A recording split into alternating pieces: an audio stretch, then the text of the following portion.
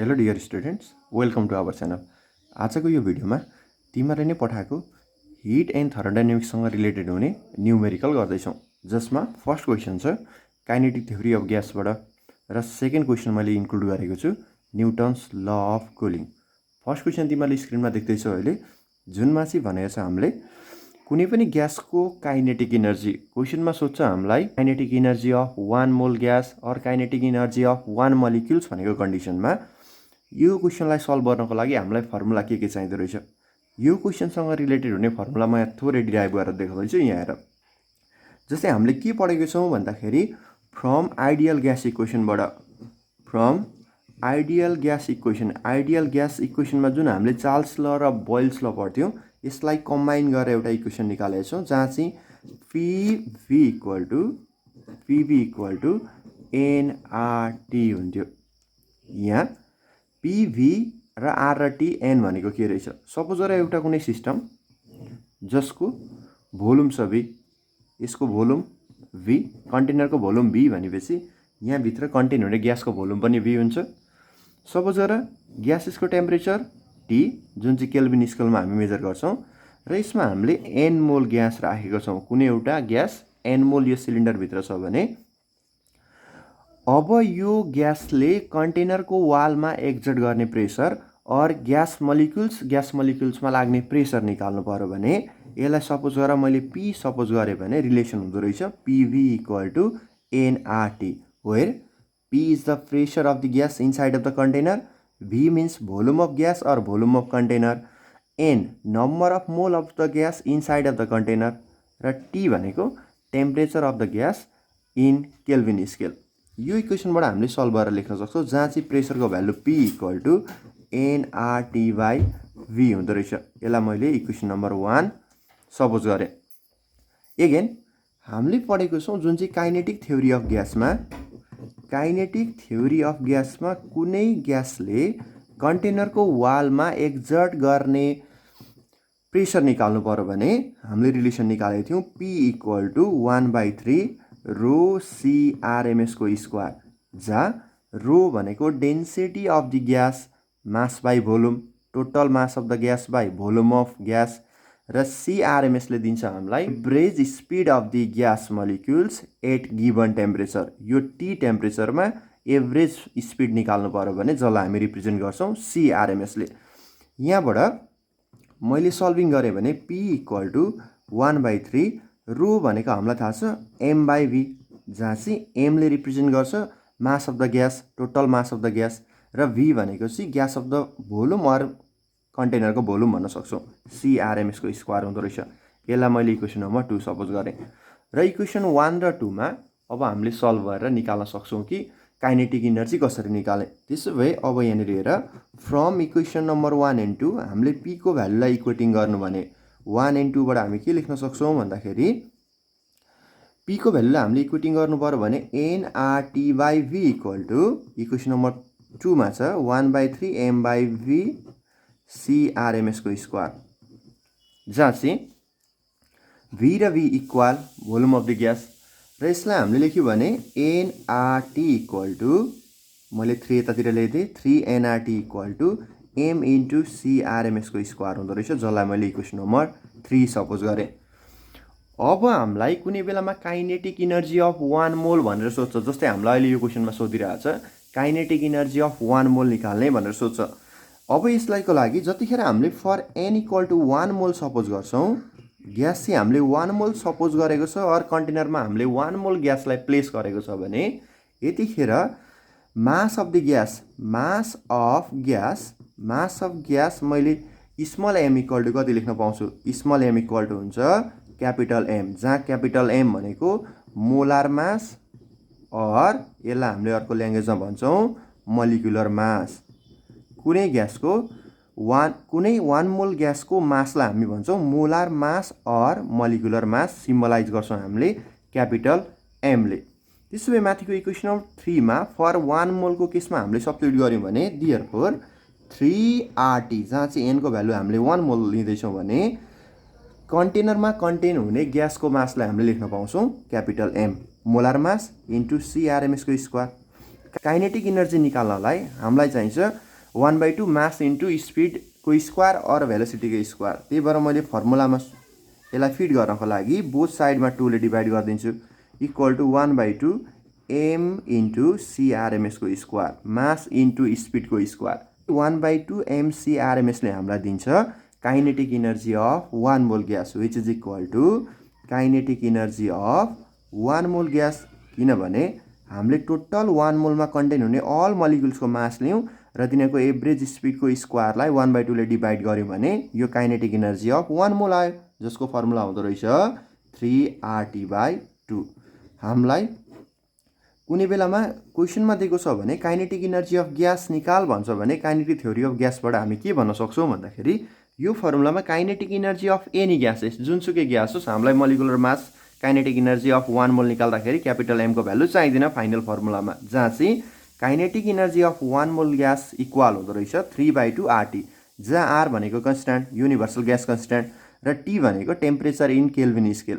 त्यसो भए यहाँ मोलिकुलर माससँग kinetic energy of 1 mole of any gas भनेको चाहिँ डिपेन्ड गर्दैन रहेछ। यसको मिनिङ कुनै 1 मोल ग्यास अफ मैले अक्सिजन हाइड्रोजन नाइट्रोजन जुनले पनि हामीले आइडियल ग्यासको कन्सेप्टबाट हेऱ्यौँ भने तिनीहरूको टोटल 1 मोल अफ ग्यासको काइनेटिक इनर्जी भनेको कन्स्ट्यान्ट हुन्छ एट गिभन टेम्परेचर। सबैलाई सेम टेम्परेचरमा राखेको छ भने 1 मोल अक्सिजनको काइनेटिक इनर्जी भन्नु इक्वल हुँदो रहेछ kinetic energy of 1 mole of nitrogen if all the gases are kept in same temperature. यति बुझ्नुपर्छ, जुन चाहिँ हामी 1 मोलको लागि फर्मुला लेख्नु पर्यो भने 3RT/2 हुँदो रहेछ काइनेटिक इनर्जी।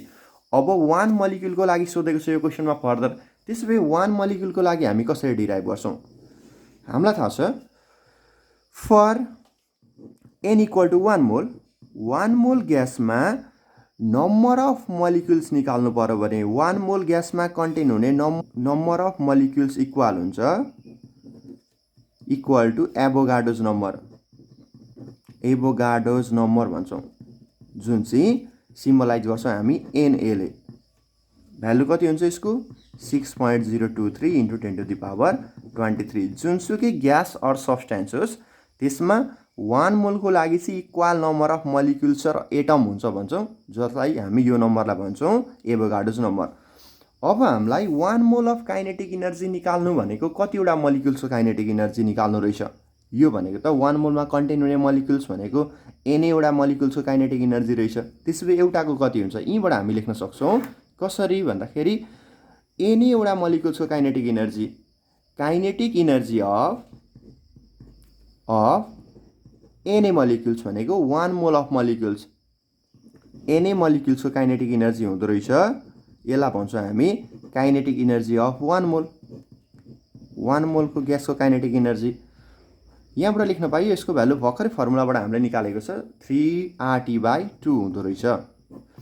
n वटा मोलिक्युल्सको काइनेटिक इनर्जी 3RT/2 हुन्छ भने 1 मोलिक्युलको काइनेटिक इनर्जी कति भयो? काइनेटिक इनर्जी अफ 1 मोलिक्युल निकाल्नु पर्यो भने 1 मोलिक्युल निकाल्नु पर्यो भने इक्वल हुँदो रहेछ 3RT/2 डिभाइड बाई Na। यसरी बुझ्नु पर्यो। Na वटा मोलिक्युल्सको काइनेटिक इनर्जी 3RT/2 हुन्छ भने एउटाको हुन्छ युनिटरी मेथडबाट 3RT/2 Na, जहाँ Na भनेको चाहिँ एभोगाड्रोज नम्बर। अब हामीलाई यो दुईटा फर्मुला डिराइभ गरिसकेपछि यो क्वेसन हामीले सल्भ गर्न सक्छौँ। अब क्वेसन सल्भ गर्नको लागि म सुरुमा फर्मुला लेख्छु। यहाँनिर हामीलाई थाहा भएको काइनेटिक इनर्जी अफ 1 मोल भन्छ भने जसलाई हामी लेख्न सक्छौँ 3RT/2 र काइनेटिक इनर्जी अफ 1 मोलिक्युल भन्छ भने जुनसुकै काइनेटिक इनर्जी भनेर भन्नुहोस्, ट्रान्सलेसन भन्नुहोस्, रोटेसन भन्नुहोस्, कुनै म्याटर गर्दैन। टोटल काइनेटिक इनर्जी निकाल्नु पर्यो भने फर्मुला हुन्छ 3RT/2 Na र कुनै फर्मुलामा चाहिँ R/Na ले अर्को कन्स्ट्यान्टको भ्यालुले चेन्ज गर्छौँ, जहाँ चाहिँ यसलाई R/Na ले हामी KVT पनि लेख्न सक्छौँ। R/Na equal to KB which is called the Boltzmann constant. यो भ्यालु थाहा छैन भने पनि R/लाई Na ले डिभाइड गरेर निकाल्न सक्छौँ problem.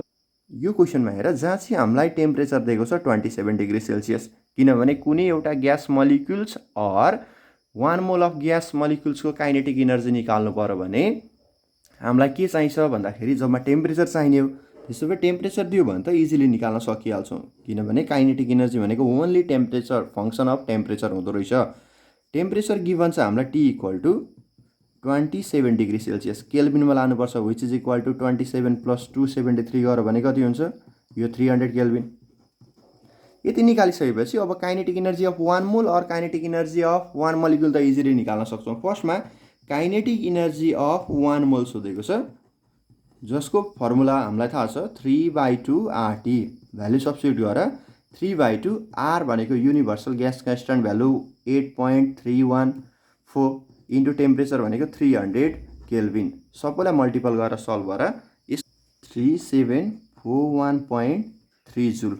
Kinetic energy of 1 mole of any gases at 27 degree Celsius is equal to 3741.3 joule. Second क्वेसनमा सोधेको छ हामीलाई काइनेटिक इनर्जी अफ 1 मोलिक्युल भनेको छ। What is the total random kinetic energy of molecule भनेको छ। सिंगल मोलिक्युलको लागि मैले अब गर्दैछु, यो सेकेन्ड क्वेसनमा सोधेको रहेछ 1 मोलको लागि हामीले यहाँ गर्यौँ। अब सेकेन्डमा भनेको छ काइनेटिक इनर्जी अफ 1 मोलिक्युल, फर्मुलाबाट डिराइभ गर्दा पनि हुन्छ डाइरेक्टली भ्यालु, होइन भने 1 मोलको काइनेटिक इनर्जीलाई टोटली एनएले डिभाइड गर्यो भने पनि एन्सर त सेम नै आउँछ। म फर्मुलाबाटै पुट गरिदिन्छु 3RT/2Na। Kinetic energy of 1 molecule निकाल्ने फर्मुला 3RT/2Na, जहाँ सबै भ्यालु कन्स्ट्यान्ट छ र टेम्परेचर मात्रै भ्यारी गर्ने भएर डिफ्रेन्ट टेम्परेचरमा काइनेटिक इनर्जी पनि डिफ्रेन्ट हुँदो रहेछ। काइनेटिक इनर्जी निकाल्नु पर्यो भने टेम्परेचरको मात्रै फङ्सन हुँदो रहेछ। भ्यालु पुट गर्ने 3R भनेको universal gas constant 8.314 into temperature 300 divide by 2 into Na। Na means 6.023 into 10⁻23 called Avogadro's number. यसको भ्यालु हुन्छ 6.21 इन्टु 10⁻21 जुल। एउटा मोलिक्युलको काइनेटिक इनर्जी यति हुँदो रहेछ। नम्बरको प्रब्लम हेर, अब यसमा के लेखेको छ, हामीलाई स्पिड अफ अक्सिजन मोलिक्युल निकाल्नु छ गिभन टेम्परेचरमा 27 डिग्री सेल्सियसमा। हामीलाई अक्सिजन मोलिक्युल्सको स्पिड कति हुँदो रहेछ भन्छ। त्यसो भए हामीलाई स्पिड निकाल्नको लागि हामी लेख्न सक्छौँ एबभ फर्मुला। हामीले एबभ फर्मुलाबाट के लेख्न सक्छौँ यहाँनिर हेर, जहाँ चाहिँ हामीलाई kinetic energy of 1 mole of any gases which is equal to 3RT/2 भन्ने फर्मुला पढिसकेको छ। अब जुनसुकै ग्यास होस् हामीले आइडियल कन्सेप्ट लाएर गर्छौँ भने सबैको लागि फर्मुला त सेम छ। सिमिलरली हामीले अक्सिजन मोलिक्युल्सको लागि पनि हामीले काइनेटिक इनर्जी निकाल्ने फर्मुला त सेम हुन्छ। तर यो क्वेसनमा हामीलाई अक्सिजन मोलिक्युल्सको काइनेटिक इनर्जी नभनेर अक्सिजन मोलिक्युलको स्पिड सोधेको छ। त्यसो भए हामीलाई फर्मुला थाहा छ काइनेटिक इनर्जीको 1/2 m इन्टु CRMS को स्क्वायर। काइनेटिक इनर्जी अफ 1 मोल भनौँ भने 1/2 मास अफ दि 1 मोल ग्यास इन्टु स्पिडको स्क्वायर इक्वल टु 3RT/2। यो 2 र 2 त यहाँ क्यान्सल भइहाल्छ फेरि, किनभने हामीलाई स्पिड निकाल्नु छ। यहाँ CRMS को स्क्वायर इक्वल टु हुँदो रहेछ 3RT/m, जहाँ चाहिँ m भनेको के हो यहाँनिर, where m means molar mass of oxygen. अब हामीलाई 1 मोल अक्सिजनको मासलाई हामी मोलार मास भन्छौँ, जसको भ्यालु हामीले पढेको थियौँ 32 ग्राम। तर हामीलाई त एसआईमा चाहिने भएर which is equal to 32 into 10⁻³ kg लेख्न सक्यौँ। डियरफोर माथिको यो फर्मुलामा भ्यालु पुट गर्ने CRMS को square equal to 3 into R 8.314 into T 300 divide by molar mass of the oxygen 32 gram which is equal to 32 into 10⁻³ kg। और हामीले यहाँबाट लेख्न सक्छौँ CRMS equal to root over यो जति पनि भ्यालु भित्रको छ यसलाई म सल्भ गरेर यहाँ लेख्छु। यसको टोटल भ्यालु हुँदो रहेछ 233,831.25 आउँछ र यसको स्क्वायर रुट गरेर लेख्ने which is equal to 483.56 metre per second. यसरी गर्न सक्छौँ। र तिमीहरूले यसको लागि जेनरल कन्सेप्ट के बुझ्ने भन्दाखेरि जुनसुकै ग्यास होस्, जुनसुकै एनी ग्यासमा टेम्परेचर सेम छ भने, यो चाहिँ कन्सेप्टको लागि टेम्परेचर सेम छ भने अल ग्यासेसको लागि काइनेटिक इनर्जी अफ 1 मोल भनेको सबैको लागि इक्वल, एनी ग्यासको लागि। काइनेटिक इनर्जी अफ 1 मलिक्युल भन्यो भने सबैको लागि इक्वल। र डिफ्रेन्ट कहाँ हुन्छ भन्दाखेरि स्पिडमा डिफ्रेन्ट हुन्छ। जस्तै CRMS of oxygen is not equal to the CRMS of hydrogen in equal temperature. र मास डिफ्रेन्ट छ भने स्पिड डिफ्रेन्ट हुन्छ, तर overall kinetic energy of 1 mole for any gas, kinetic energy of 1 molecule for any gas at same temperature भनेको equal हुँदो रहेछ। यसरी बुझ्ने। यो न्युमेरिकल हामीले कम्प्लिट गरेपछि अब सेकेन्ड न्युमेरिकल छ हामीसँग। क्वेसन यहाँनिर हेर, यो न्युटन्स ल अफ कुलिङसँग रिलेटेड छ, जहाँ a body cools from 50 degree to 45 degree Celsius in 3 minutes र 45 डिग्री सेल्सियसदेखि 40 डिग्री सेल्सियससम्म कुल हुनको लागि 5 मिनट लाग्यो भने हामीलाई सराउन्डिङको टेम्परेचर सोधेको छ। यसको लागि न्युटन्स ल अफ कुलिङ फर्स्टमा बुझ के रहेछ भन्दाखेरि कुनै पनि अब्जेक्टले rate of heat loss or rate of heat gain, यसबाट लस्ट हुने इनर्जी अर गेन हुने इनर्जीलाई मैले dQ/dt लेखेँ भने rate of change of heat, rate of change of heat energy dQ/dt loss हुँदाखेरि माइनस, गेन हुँदाखेरि प्लस, प्रोपोर्सनल हुन्छ अरे थीटा माइनस थीटा नट भन्छौँ हामी। यो चाहिँ न्युटन्स ल अफ कुलिङको कन्सेप्ट, जहाँ थीटाले रिप्रेजेन्ट गर्छ हामीलाई सिस्टमको टेम्परेचर र थीटा नटले रिप्रेजेन्ट गर्छ हामीलाई सराउन्डिङको टेम्परेचर। थीटा सिस्टमको टेम्परेचर, थीटा नट सराउन्डिङको temperature, temperature of surrounding.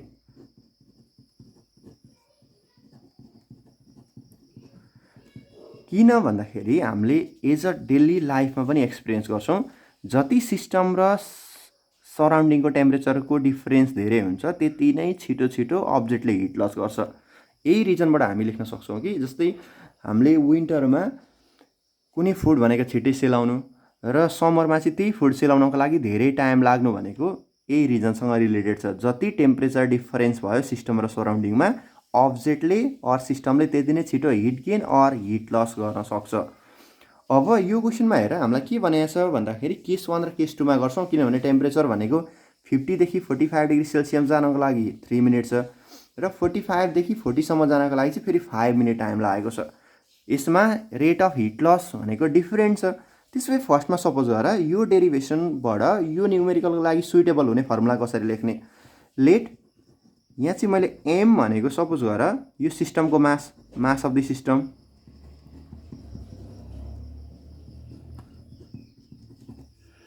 Specific heat क्यापेसिटीलाई मैले एस सपोज गरेँ, specific heat capacity of the substance heat capacity भयो, र हामीले थीटा भनेको यसको टेम्परेचर रहेछ, टेम्परेचर अफ सिस्टम। यो हामीलाई सपोज गर्यो भने अब हामीलाई के थाहा छ, कुनै पनि सिस्टममा कन्टेन भएको हिट निकाल्ने फर्मुला हुन्छ Q equal to, we know सिस्टममा हिट कन्टेन निकाल्नु पर्यो नि formula Q equal to MS into theta. Heat exchange dQ भयो भने यहाँ d थीटा हुन्छ, तर हिट कन्टेन निकाल्नु पर्ने फर्मुला MS थीटा हुन्छ। यसलाई हामीले dQ/dt निकालिराखौँ, यहाँनिर dQ/dt निकाल्नु पर्यो भने डेरिभेटिभ गर बोथ साइडबाट d times MS theta by dt, जहाँ मास र स्पेसिफिक हिट क्यापेसिटी चेन्ज हुँदैन, टाइमसम्म के चेन्ज हुँदैछ भन्दाखेरि टेम्परेचर चेन्ज हुँदैछ। यसको डेरिभेटिभ गर्यो भने मास र specific heat capacity constant MS बाहिर निस्क्यो र डेरिभेटिभ हुँदो रहेछ d थीटा बाई dt। यो भएर भ्यालु म डाइरेक्टली पुट गर्छु माथि। अब यहाँनिर हेर माथिको फर्मुलालाई अब हामीले कसरी चेन्ज गर्छौँ भन्दाखेरि from Newton's law of cooling, from Newton's law of cooling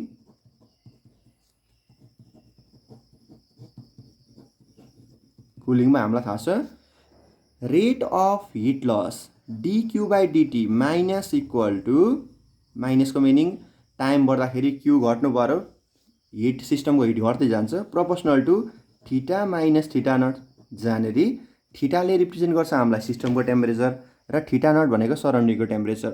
or यसलाई प्रोपोर्सनालिटी कन्स्ट्यान्ट हामी युज गर्छौँ dQ/dt इक्वल टु एउटा प्रोपोर्सनालिटी कन्स्ट्यान्ट के आउँछ यसमा, K times theta minus theta not.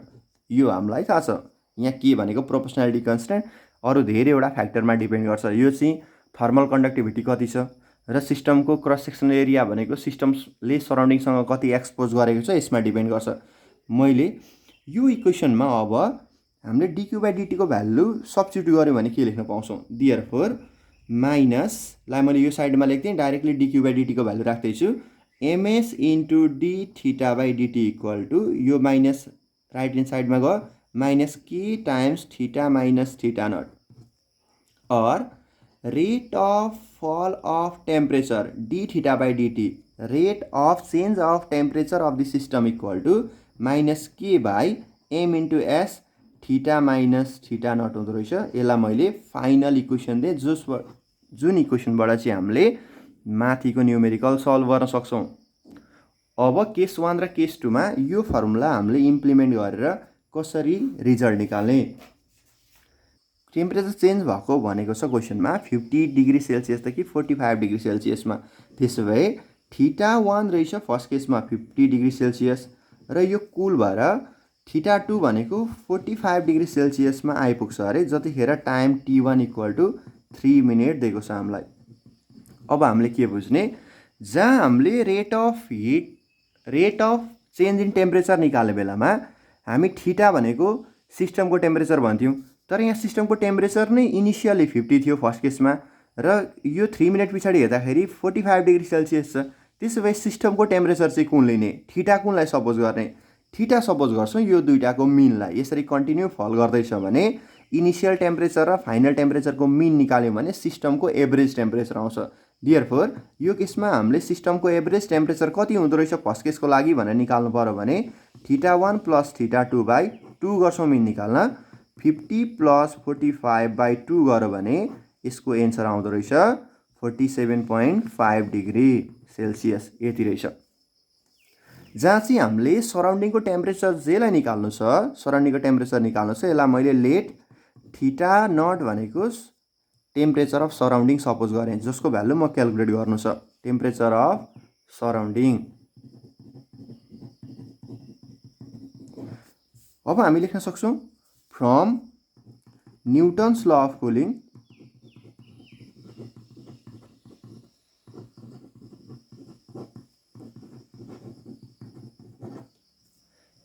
D theta by DT equal to minus K by MS theta minus theta naught. एउटा given सिस्टमको लागि के एमएस सबै कन्स्ट्यान्ट हो, त्यही भएर मैले 1 2 लेख्दिनँ यसको लागि, किनभने केस 1 र केस 2 मा सेम भ्यालु हुन्छ, क्यान्सल हुन्छ।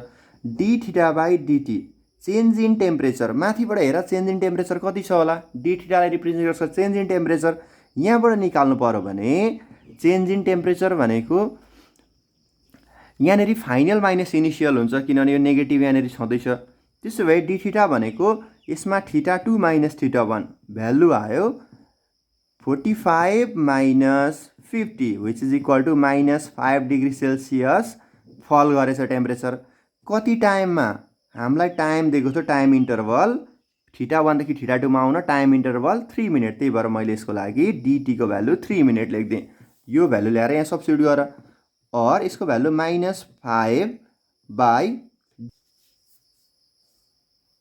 टाइम इन्टरभल यसमा 3 छ विच इज इक्वल टु यसलाई माइनस के बाई एमएस मैले एज इट इज लेख्छु, क्यान्सल भएर जान्छ यो, र theta temperature average temperature of the system in this case कति छ, यसको भ्यालु हामीले निकालेको छौँ एभरेज 47.5 47.5 माइनस सराउन्डिङको टेम्परेचर कन्स्ट्यान्ट टेम्परेचर भयो, जसलाई मैले थीटा नट, किनभने सिस्टमले थोरै हिट दिएर कहिले पनि सराउन्डिङको टेम्परेचरलाई चेन्ज गर्न सक्दैन। यहाँबाट माइनस र माइनस क्यान्सल गरिदिने र फर्स्ट इक्वेसन मैले सब्स्टिट्युट गरेँ 5/3 equal to K by MS mass of the system specific capacity of the system 47.5 minus theta naught. यो न्युमेरिकलको लागि मैले इक्वेसन नम्बर 1 यसलाई सब्स्टिट्युट गरेँ। केस 2 हेर्ने, जहाँ 45 डिग्री सेल्सियसदेखि 40 टेम्परेचरसम्म आउन 40 डिग्री सेल्सियससम्म आउनको लागि 5 मिनट लाग्यो अरे। यसलाई मैले साइडमा लगाएर अब केस 2 यहाँनिर लेख्दैछु। केस 2 मा हामीलाई दियो थीटा 1 भनेको 45 डिग्री सेल्सियसदेखि, थीटा 2 भनेको 40 डिग्री सेल्सियससम्म टेम्परेचर फल गर्नको लागि टेम्परेचर टाइम हामीलाई लागेको छ 5 मिनट।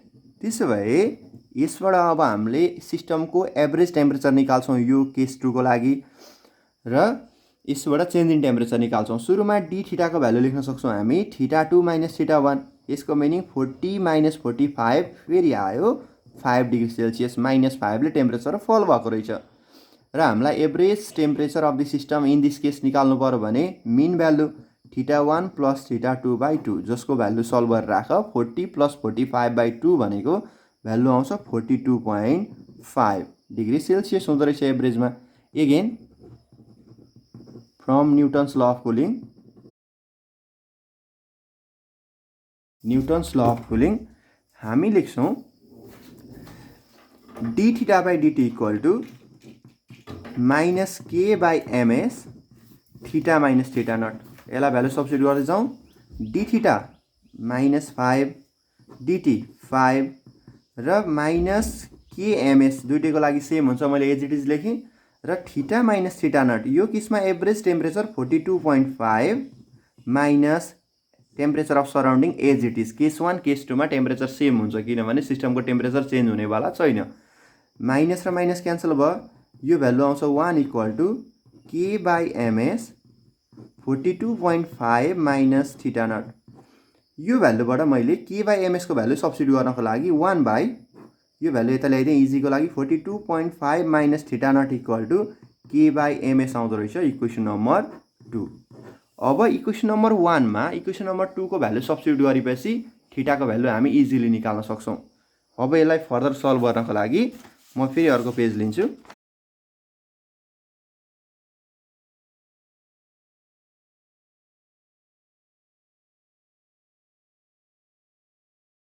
(5/3) लेख्न सक्छौँ k/ms which is equal to 1/42.5 minus θ0 times k/ms को भ्यालु यो राखेँ मैले 47.5 माइनस θ0।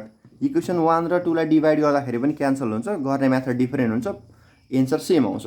और 5 टाइम्स 42.5 माइनस θ0 क्रस मल्टिपल गर्ने इक्वल टु 3 टाइम्स 47.5 माइनस θ0 भयो।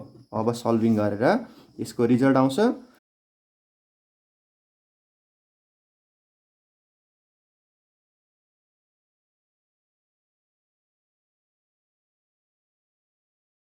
और 212.5 माइनस 142.5 कन्स्टान्टलाई एकतिर ल्याएँ र अननोन भ्यालु 3 θ0 प्लस यो साइडमा अननोन 5 θ0 यता आउँछ।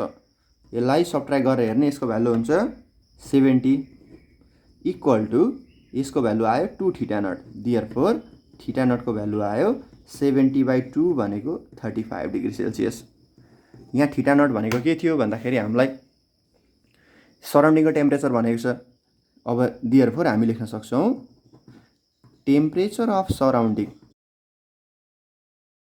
Equal to θ0 equal to 35 degree Celsius. र आज मैले चाहिँ यसलाई होरिजेन्टली प्लेस गरेर भिडियो बनाउन ट्राई गरेको छु र यसमा चाहिँ अलिक बुझेन अथवा कुन मेथडबाट ठिक हुन्छ तिमीहरूले कमेन्ट गर्न सक्छौ।